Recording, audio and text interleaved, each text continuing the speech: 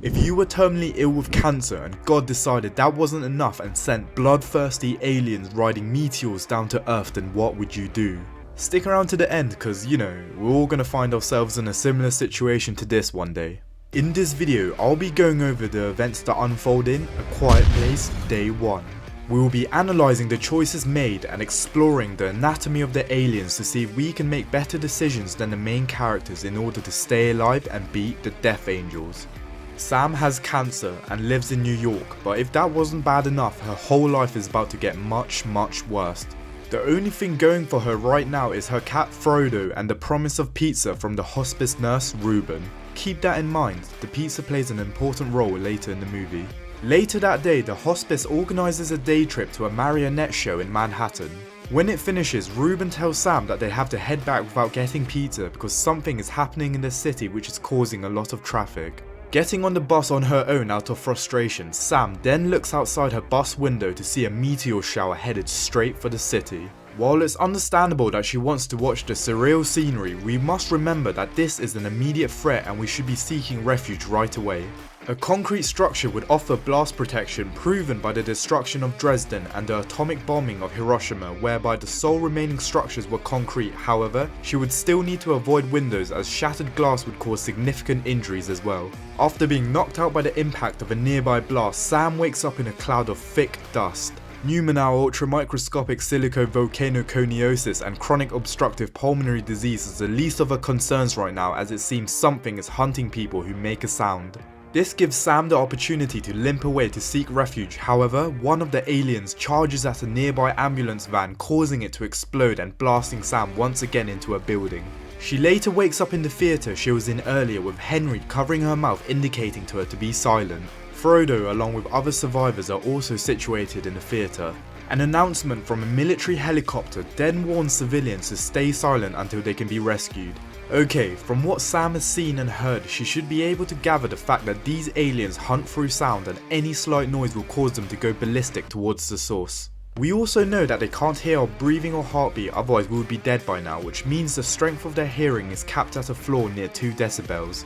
Alternatively, they may ignore ambient sounds, otherwise they would go ballistic towards insects buzzing or leaves rustling, etc. With this information, we can set up an efficient survival plan as early as right now, and this is what should be done. Firstly, we tape our mouths and keep it on throughout the day and night, only removing it when necessary, such as eating, drinking and communicating when needed. This is because our amygdala has evolved in a way that causes us to involuntarily scream or cry when we are overstimulated with certain emotions such as fear or sadness. This is a survival trait that we have, as screaming signals danger which alerts the attention of the group. However, in this case it has become a disadvantage. Second, we should wrap our shoes with rags or cloths in order to muffle the sound of our movements. Acquiring water should be our first priority, along with weapons, then food. Weapons are necessary to fend off against not just the aliens but other people with bad intentions now that the legal system has collapsed. In addition to travelling or doing supply runs when it's raining, we could also record the sound of a Death Angel and play it on loop while walking around, as we know they don't attack their own kind. All seems to be going well for Sam until Frodo leaps away from her and runs away. Okay, before we get to the next part, I just gotta say, sorry Frodo, but I'm sending you to front row seats of a Pop Smoke concert. Joking aside, we are potentially entering a post-apocalyptic world and the cat has to go. I know, it breaks my heart as well, but don't take it from me. Take it from real world events where during the siege of Leningrad, hunger struck millions and cats were the first thing to land on the dinner table, along with dogs and even rats. Frodo's dumbass then walks into a bell and it draws in one of the Death Angels, which begins scouring the room for its prey. Luckily, a military helicopter flies by which distracts it away. Sounds of jets bombard the city, which draws the survivors to the rooftop. The fighter jets bomb and destroy the bridges leading out of Manhattan, which suggests that humanity has taken a step forward in discovering one of their weaknesses: swimming. Just like in the game Plague Inc., it will only be a matter of months before humanity gains control due to the plethora of weaknesses the aliens present. The first being their sensitivity to certain frequencies, second, their exposed innards, third, their inclination to charge heedlessly at whatever sound is produced, and lastly, they can't swim. Anyway, on the rooftop, one of the survivors begins panicking and starts making way too much sound for my liking. Here I am screaming at my TV for one of the characters to Sparta kick him off the building or bash his head in, and to my satisfaction, Henry does the latter. Later that night, the power grid cuts out, which causes the emergency generator to noisily activate. Based off what we know, leaving it alone would cause a Death Angel to charge headfirst at it, just like with the ambulance van, and that would be the end of it. Instead, Ruben decides to go fix it, but then gets his shirt caught on a hook which rips. This draws in a Death Angel which kills him right on the spot. The next day, Sam and Frodo leave for Harlem. She comes across a water fountain and uses the noise to cloak the sound of her opening up canned food. As mentioned earlier, it seems that the aliens filter out whatever they deem to be ambient noise over time. She then finds 2 lost children hiding under the water fountain which she feeds.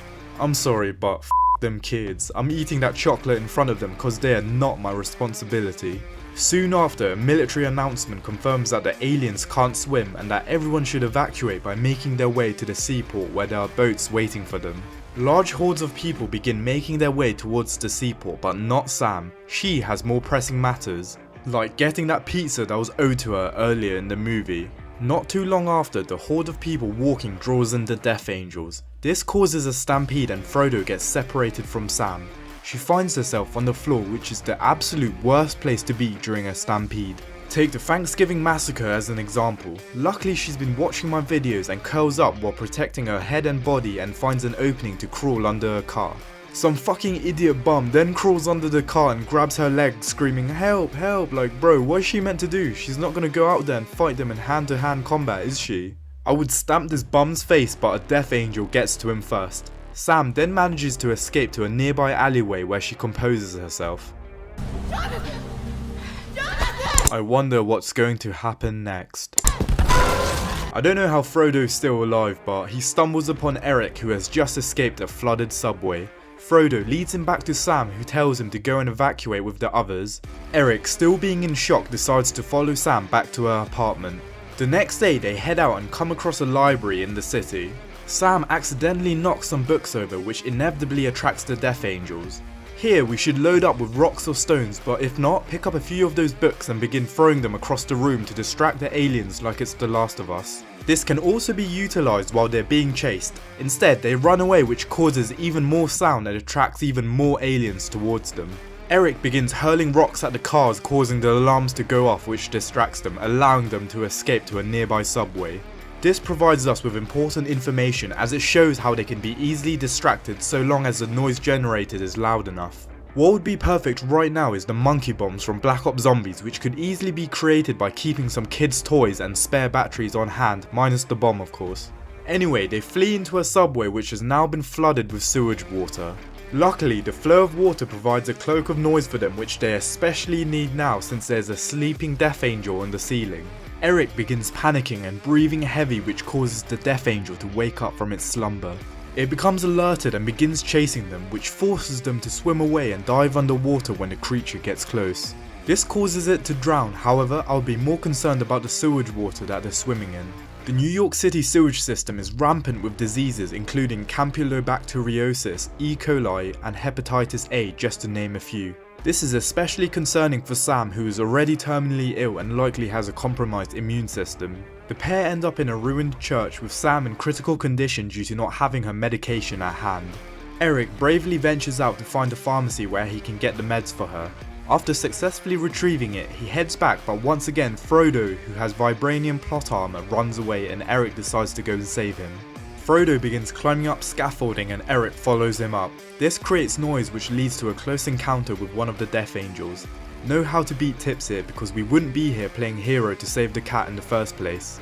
Eric narrowly manages to rescue Frodo and returns to the church with the medication which relieves Sam of her pains. She then tells him that her last dying wish is to go to a jazz club that she used to go to as a child and eat pizza from a place called Patsy's.